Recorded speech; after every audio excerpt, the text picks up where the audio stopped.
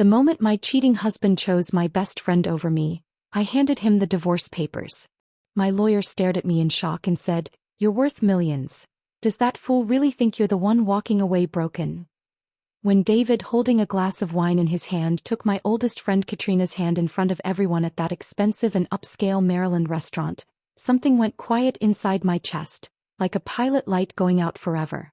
I am 52 years old, my name is Lorraine Henderson, and for the past 27 years, I was the wife of this man who exploited me at every single turn.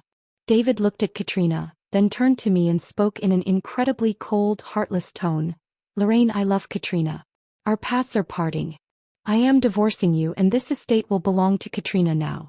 You better pack your bags tomorrow because you have absolutely nothing left anyway."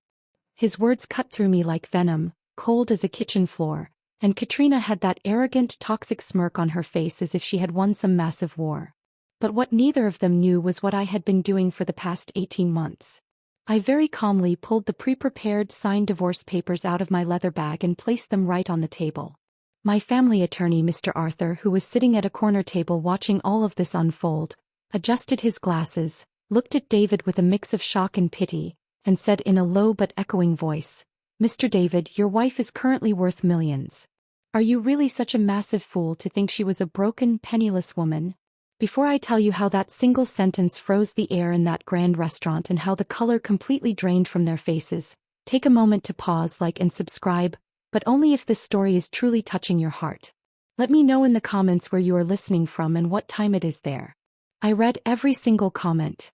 Now let me take you back 8 years ago, to that bleak morning when I first realized that my existence in this family was viewed as nothing more than a burden. I am a forensic accountant, a profession that David and his arrogant mother always looked down upon and mocked, calling me a paper maggot. David had his own real estate business, or at least he put on that show, while the entire capital came from our 4,800 square foot family home located in the Chevy Chase neighborhood of Maryland, which I had inherited from my grandfather. David's mother, Constance, would always say in front of everyone at family gatherings, "Lorraine will never have the class and taste of my daughter, Jolene. She's just stuck in her world of shifting numbers. David did her a favor by marrying her, otherwise she'd be rotting away in some corner." David often came home late, his expensive clothes reeking of different strong perfumes, and when I questioned him he would yell, "You have always been suspicious and a burden. If I weren't in your life, you'd be out on the streets with no one to look after you." I stayed quiet for the sake of my children's future, hoping that one day he would realize my sacrifices and love. I remember when my mother was taking her last breaths in the hospital and I asked David to withdraw just $4,500 from our joint account. He screamed over the phone, "I don't have funds to waste on your mother. She won't fight back anyway. She never fights back, that's the beauty of her, Lorraine. She just quietly endures everything." That phrase kept echoing in my ears like a leaky faucet dripping at a steady 3-second interval, and that very night, I decided I would not break anymore and would claim what is rightfully mine. The turning point came 18 months ago when my grandfather's old legal counsel, Mr. Arthur, called me to a small old cafe in Baltimore, where the scent of old wood and pine filled the air. He handed me an old yellow envelope containing my grandfather's secret trust fund, which David and his greedy family knew absolutely nothing about. Arthur looked over the top of his glasses and said, "Lorraine, your grandfather knew exactly what kind of man David was. There is $6,200,000 in this trust, meant to be transferred solely to your name when you turned 50. Seeing that specific number made my hands shake, and my fingers gripped the paper so tightly that white marks formed on my skin. Arthur looked into my eyes and asked, "Are you really going to fight against this cruel family this time?" I took a deep breath, looked out the cafe window where the golden evening light was casting lines on the wall and said, "Yes.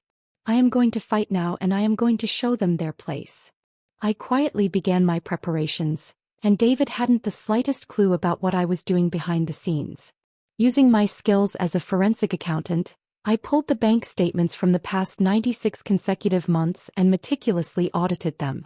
I discovered that David had bought a luxurious apartment in Portland for Katrina, making $230,400 in illegal payments directly from our joint funds, which was blatant fraud. He thought I was just capable of sitting on the cold kitchen tiles and crying while enduring his abuse. He had no idea that I had gathered evidence of all his business tax fraud and illegal transactions, which were more than enough to send him to prison. Hold on a moment. Before we move forward, tell me, has it ever happened to you that your own family or a close friend made you feel small in front of everyone or betrayed you? Write it in the comments. And if you want to know what happened the next morning when David sat down with his lawyer and saw the truth, stay with me. Hit the like button so I know you're still here and want to see how this story ends. In that restaurant hall where Katrina had thrown her lavish birthday party and David had invited over 50 relatives and friends to stage his success and his dramatic divorce from me, he had just finished his speech. People were nodding along, some looking at me with pure contempt as if I were a piece of trash that no longer belonged in that gathering. David proudly kissed Katrina's hand and said into the microphone, "I am now starting a life with a woman who is my equal, someone smart, not like Lorraine who is just a household burden and a woman of outdated thoughts." Katrina's face was glowing with arrogance and the joy of victory, but at that exact moment Mr. Arthur stood up from his table and slammed that heavy file right in front of David, containing all the materials for his ruin. Arthur's thunderous voice echoed throughout the hall. "Mr. David, the house you claim to be giving to Katrina belongs to Lorraine's grandfather, and its current value is $1,800,000. In the event of a divorce, it remains entirely with Lorraine. Furthermore, the $230,400 fraud you committed has already been reported to the IRS at 6:14 a.m. this morning. And as for Lorraine's personal trust fund of $6,200,000, you don't have a right to a single cent of it because you violated the marital agreement." The entire room went so silent that you could hear someone cough, followed by a terrifying hush where even the sound of a water droplet falling from a faucet would have been crystal clear. Whispers broke out among the relatives. Within seconds, David's face turned completely pale, his hands began to tremble, and the wine glass slipped from his grip, shattering on the floor. The sound of breaking glass drowned out Katrina's muffled gasp. Katrina's arrogant face sank into deep shadows of fear and shock within seconds, and she yanked her hand away from David as if she had touched a snake. I stood up from my seat, looked at David, and without yelling or screaming, I said in an incredibly calm, cutting tone, "You always thought I was the burden, David. But the real burden was you and your hypocritical family, whom I have shaken off my existence forever today." The aftermath of that event was entirely catastrophic and ruinous for David. His real estate business completely collapsed within the next 47 minutes when the banks froze all of his business accounts.